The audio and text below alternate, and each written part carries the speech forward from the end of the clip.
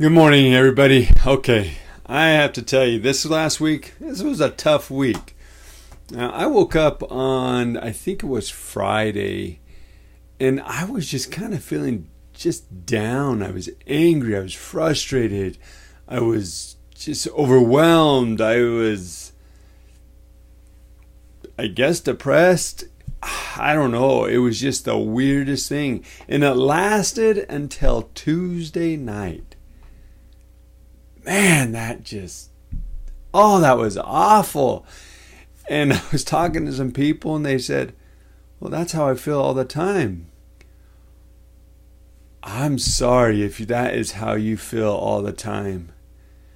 It just took some effort to just get through the day. I mean, I literally was just pushing myself, just saying, you can do this. You can do this. Don't give up. But it was exhausting too. So if this is something that you are experiencing, I'm here to let you know I've got your back, man. I want to help any way I possibly can, because that was just horrible. So with that with that as a premise, I want to talk to you today about how I got out of that. Now, this is what worked for me. And there's two things I'm going to talk about today. A couple things running through my mind. And one way that I got out of that slump, I hated it. I just hated it. But how I got out of that is I sat down with my children. My children are the ones that brought me out of it. And one son brought up the point that he kind of felt jealous that I was spending more time with another child. And then we talked about, as a family discussion, how my time was being spent with everybody, what they thought. Because, for instance, I've got one daughter who plays a lot of softball. I mean, crazy amounts of softball. And I'm one of the other coaches on her team. And so it does take a lot of time. It takes a lot of time. You got 2 days of practice, plus when you're in tournament, you have, 4, 5, 6 games sometimes. Then you have your league day. I mean, sometimes it literally, you wake up, you go to school, they come home, we go to a game, then Tuesday we have practice, then Wednesday we have a game, then Thursday we have practice, and then Friday and Saturday we have tournament. I mean, there are some weeks that's like that. So this son was talking about how he just kind of felt gypped. He was feeling like he was not getting the time and attention he deserved. Completely understandable. And he felt like I should stop doing this, or at least cut back even more. Because I did cut back from one practice. I said, okay, instead of doing 2 practices a week, I need to give more time to my family. So after doing this, then everybody said their piece, and then they said, what do you think, Dad? And I told them exactly kind of what I'm telling you. And I just let my feelings out. I let just everything out. I let how I feel like at that moment. I didn't feel like I was a good dad. I didn't feel like I was a good husband. I didn't feel like I was good for anything. I didn't feel like there was any...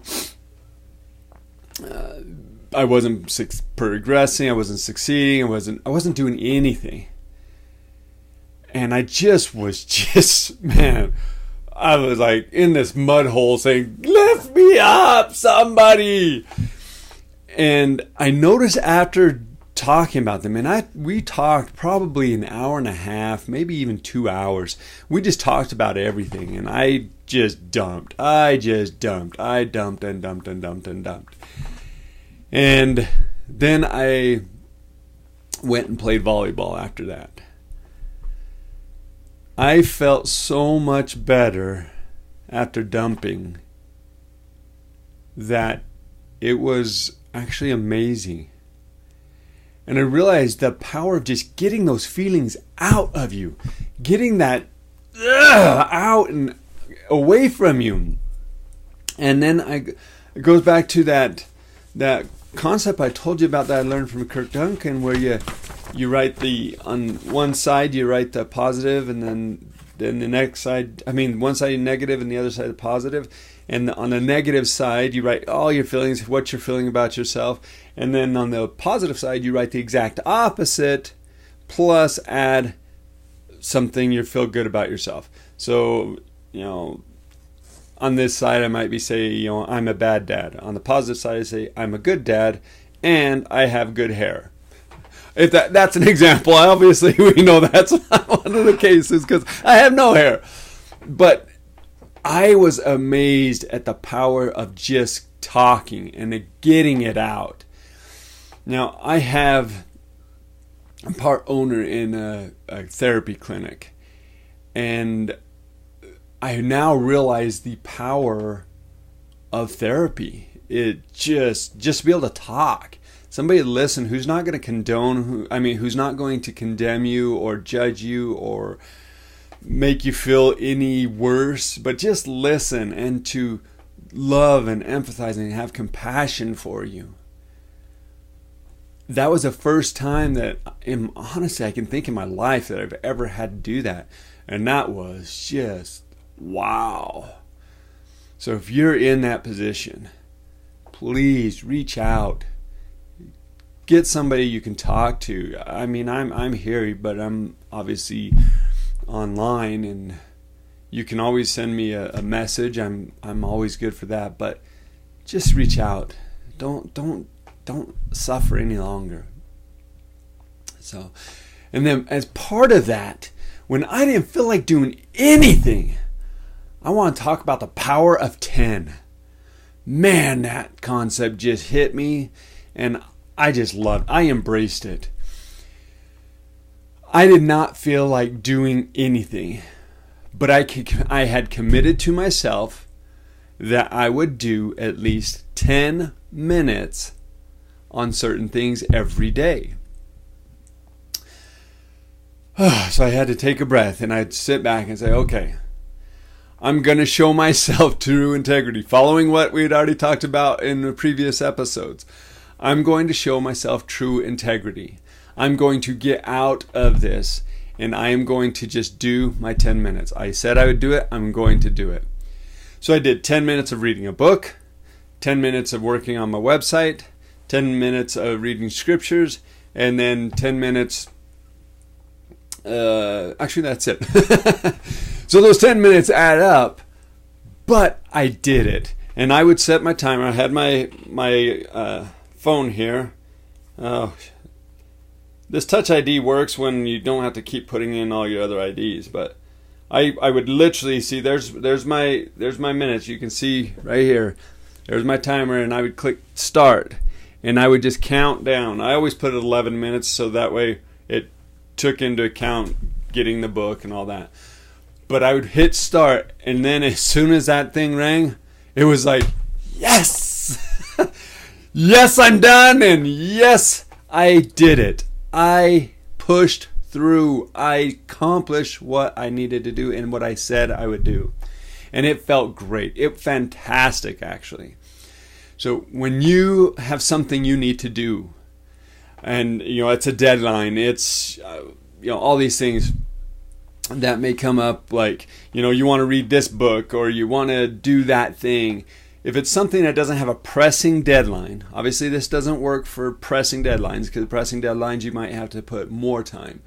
But when you have something that's just one of the things you want to accomplish, and it's just constantly on your mind, you're like, oh man, I need to do that. I need to do that. 10 minutes. 10 minutes. That's it. Just do 10 minutes a day. I'm already halfway through the book that I was reading, and all I've done is just 10 minutes on that book. 10 minutes. Then I also I'm almost done with my website, and it's just doing 10 minutes. That's it. You can do it. You can find 10 minutes in a day. So that is what I did, is I let my feelings go. I then wrote down the positive, negative. I stayed focused. I mentally shifted. And then I just kept doing my 10 minutes. I showed myself integrity. I pushed through. You can too. I am so grateful. Thank you. Thank you so much for listening. It humbles me. I am so grateful for the comments that we're constantly getting, and for those who I'm able to help with just a little bit. I'm just humbled. I love you guys. Thank you. Please share this message. There are so many people out there struggling. They need this dose of hope. They need this help that I was able to provide. Something that I learned, that I implemented in my life. And I'm going to keep doing it. So thank you. Have a wonderful day. Make it a great day.